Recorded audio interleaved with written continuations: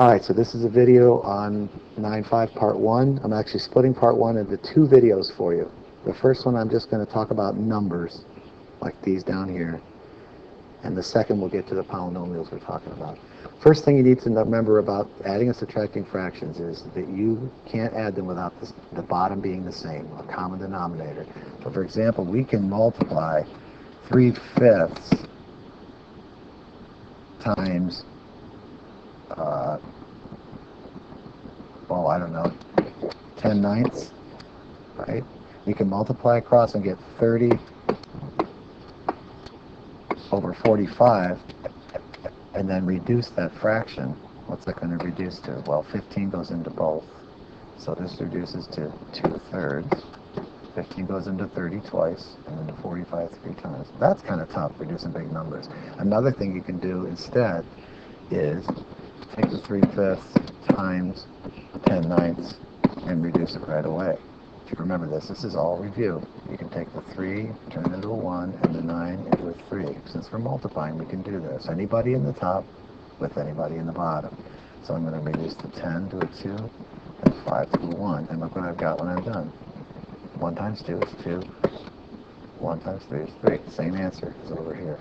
Okay? That's when we were multiplying. I'm going to erase this because that's not what we're doing. So what happens when you have to add two fractions? When you're adding them, for example, I don't know, 5/6 plus 3/10. Now we've got a problem because in order to add fractions, we have to have the same bottom. And that's what we're talking about with this common denominator. Okay? Before we talk about what to do to actually add them, right, we're going to talk about finding that common denominator or the least common multiple. You know that once you do have fractions that are the same, like 1/5 plus 2/5, and the bottom's the same, you can add these guys together. 1/5 plus 2/5 is 3/5. You can add the tops and keep the bottom the same. That's very important to remember. You don't need the 5 twice. You're not adding the bottoms, right? Okay. But what if they don't match? The job to make them match is where the work is. Okay? The least common multiple of the two numbers. How are we going to find that to get that common denominator is the question. I'm going to pick on this guy because he's the most fun. Okay. Now, the way you might have remembered from middle school or even earlier was to do multiples of these numbers, like 6. 6 times 2 is 12. 6 times 3 is 18. 6 times 4 is 24. 6 times 5 is 30. Do 10, right? 10. 10 times 2 is 20. 10 times 2 is 30. You've got a match here. You found your least common multiple. So that's nice and it's quick with numbers, but that's not going to work for us because we have to do this to polynomials. So I'm going to erase this. You want to get that out of your head. We're going to do this in a way that seems longer right now, but it's going to help. Okay? This is what we're going to do. We're going to take the 6 and we're going to factor it. We're actually going to factor it into what numbers multiply to get it. This is 2 times 3, isn't it?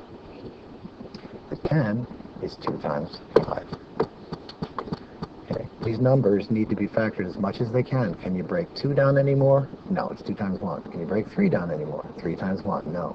These are all what we call prime numbers. Okay? All right, now look at the 2 and the 3 and the 2 and the 5. And what we want to have is matching groups here. Right? Matching groups. And so you can see that this guy's missing something that this guy has, and this guy is missing something that this guy has. So we're going to do what I call playing the game. I'm going to switch pen color. Okay, I have a 2 and I have a 3 on the left. What does this guy have over here that I don't have? A 5 that I'm going to put it on. Okay, now I have everything that I need from him. Now I come over and play the game from the right-hand player. I have a 2 and a 5. What does he have over here that I don't have? I know he has 2 and a 5, I have 2 and a 5, those match me. I don't have his 3, so I need a 3. When you're done with this game, these should be the same numbers. Okay, 5 and a 2 and a 3, 2 and a 5 and a 3. The order doesn't matter, they're all there. And guess what you're going to get when you multiply these out? 5 times 2 is 10, 10 times 3 is 30. And it's the same number we got when we did that, the multiples of these numbers. Okay? So this is the game we're going to be playing, but we're going to be playing it with polynomials. Cool. Okay.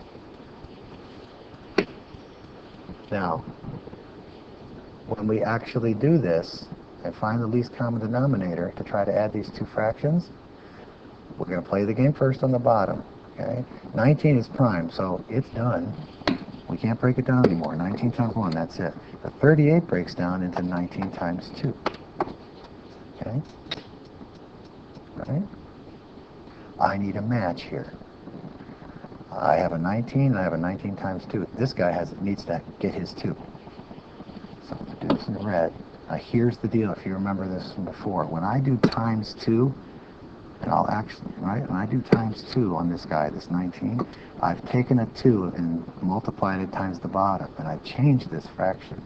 You don't want to do that. So to take care of that, anybody you add on when you're playing this game, you want to put him up top as well, because 2 over 2 is 1, right? Yeah, that's a very important step, and we'll be doing that a lot in the next video, you'll see. Okay, so what have I got now? Okay. Don't I have matching bottoms right now? Because this is 19 times 2, and 38 is 19 times 2. So I'm going to rewrite this. I now have 2 times 5 over 2 times 9, which is 38. That's this guy right here. And I have 7 over 38. The goal here is to get the same bottom. Okay? And now I'm simply going to add the tops. I can put these together because they have the same bottom, over 38. 2 times 5 is 10. 10 plus 7 is 17. I've just added these two fractions together to get 17 over 38. That's how we do it with numbers. Let's take a quick look at these two guys, give you insight into the next video. These already have the same bottom, x's. I can go ahead and add these. This problem is basically done. Okay. Same bottom, x. Add the tops, 2 plus 3, 5. That was an easy one.